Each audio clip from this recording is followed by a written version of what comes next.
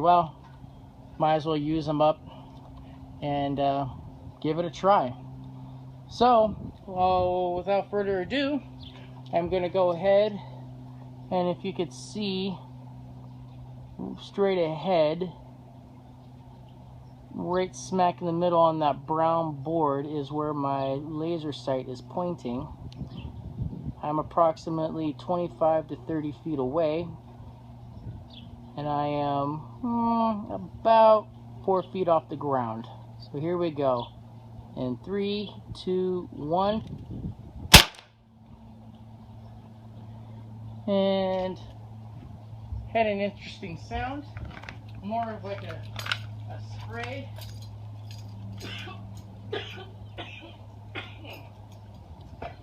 Let me back up a little bit. I thought it was windy enough outside where it would have blown that away. Good thing I was wearing glasses. I may have walked into the fog. I was prepared to have some water. Whew. Alright. Let me slowly walk over here, testing the air. Alright. So approximately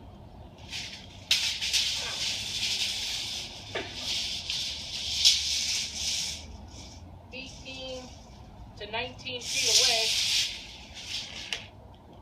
we have heavy concentration about here. Still some shit in the air. Heavy concentration of a splatter, so it looks like it hits here, splatters a little bit over here, but has a really nasty spray for about another 9 feet. I do still have some spray about here, but, well, you know what? Look at that. 1, 2, 3. It did reach. It did reach my target of that fence in 3 little spots, in case you didn't hear me from far away. There's 3 spots just about 1.5 feet off the ground where it did reach the fence. So at about 30 feet away, you could still deter people away without really giving any kind of damage to anybody. But man, you would really choke on that spray. It's pretty nasty. Oh man. So we're gonna go ahead and go up a little closer. Let me get a piece of wood here. I just did the fence. I don't want to damage it.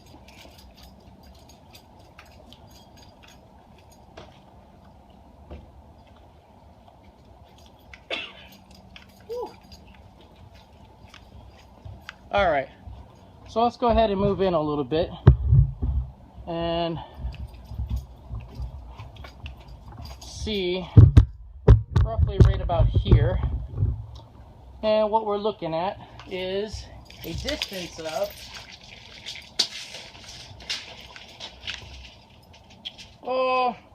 about 14 feet away, which to me I think is a nice, clear, safe distance. I feel like if I'm being attacked or if someone's giving a very threatening manner towards me, I think at this distance and with that nasty spray that it does give out over, I don't know, over a distant span, it does spray out.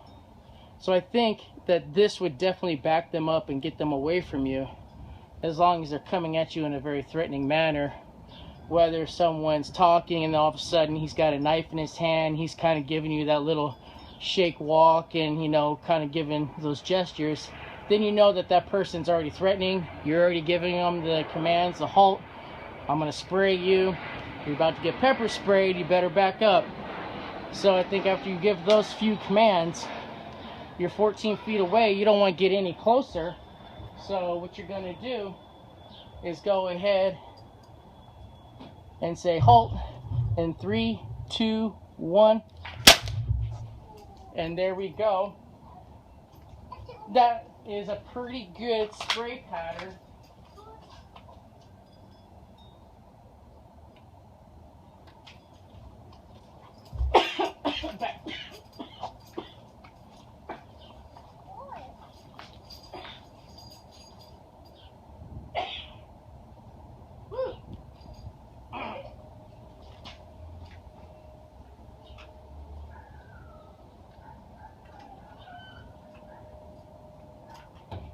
Man. Oh man, it is nasty in the air. I don't know if you can see that, but let me zoom in a little bit. Heavy concentration. Nasty. Did well. It clumped it together. Again, that's about 14 feet away. Whew. Man, anybody in the area just choking on that, let alone if that first shot hit him in the chest and he saw that, he'd probably back up and think he was hit. Then on top of that, he's going to start choking on the aerosol stuff in the air, and probably definitely start backing away from you. This is a great, less lethal tool to use. I find in the state of California, where I'm located in the Bay Area, that there's a lot of restrictions on where you can carry a taser. Government buildings and, you know, such things like that. The city of San Jose won't even allow you to have the cartridge inside the taser while you're within city limits, therefore only making a stun gun. Someone like myself that owned an X2, where it's about $1,500 from mystungun.com, which is where I bought my pepper spray. It doesn't seem worth it to have, you know. I'm sorry. It's hard to breathe around here. Let me gather my thoughts. Anyway, so yeah, having a $1,500 stun gun, it just seems a little crazy. And I would say most people anyway, when they see the pepper spray pistol, you know, a lot of times because of the button butt and everything else, people most times will know that it's not a firearm, but will normally think that it is a taser or something of that nature, because that's what's all over the news. Now we have fired both shots. Both shots have been fired. Again, this is the first time I have ever pulled the trigger. It does have a little bit of a kick. If I remember correctly, these are nitrogen filled, not or maybe even CO2. Please leave a comment and let me know if you know for sure, but it does pack a little bit of a punch. There was a little bit of a kickback when it was done. This one here is one of my older ones. This one here does not have an orange tip, but the one that I use on a day-to-day basis does have an orange tip, especially in the state of California. You can never be too sure, you know. Somebody might see it in the holster, may think it's a firearm, and then if you're asked to, you know, remove it from the holster, if a law enforcement officer does ask you to do so, hopefully he sees the orange tip and will know that it's a less lethal device of some sort. Again, I've been wearing this thing for 2 years. 2 years on my hip. I run a business where I go into some sketchy areas from time to time, and that's one of the reasons why I started carrying this. My vehicle had been broken into in the city of Oakland, California. Nice truck, a Chevy 2500, some toolboxes and GPS and some other things inside, even though I had them dismounted and underneath the seat. For some reason I was still targeted and got me for about $1,500 to $2,000 worth of stuff, with the iPad and GPS and my stereo system and everything. So and you know, just watching the news, you never know what to expect, what could happen. Crazies just running down the street at any given time, maybe on PCP, you know, maybe some ecstasy, whatever it may be. I mean, people will do anything they can to get their fix. So if that means running up on you while you're texting away in your phone and not paying attention, and they just take it from you, stealing your property, And if anybody knows, an iPhone 6 Plus, you know, is $1,000 device.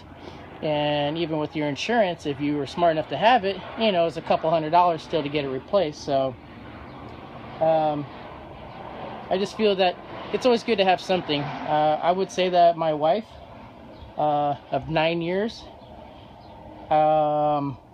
doesn't really care for me carrying it on a day-to-day basis. She feels that it brings some unwanted attention at times, but most times, most situations,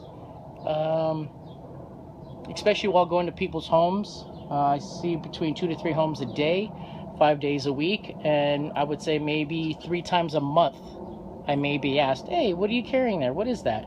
Is that a firearm?" And I just politely say, "No, it's pepper spray. If you'd like to see it, I can show it to you. It's in a holster. It's completely safe." And most times people are very understanding. I've never been kicked out of a home. I've never been asked not to do work in their home because of it. And yeah, it's just another great tool to have in your belt.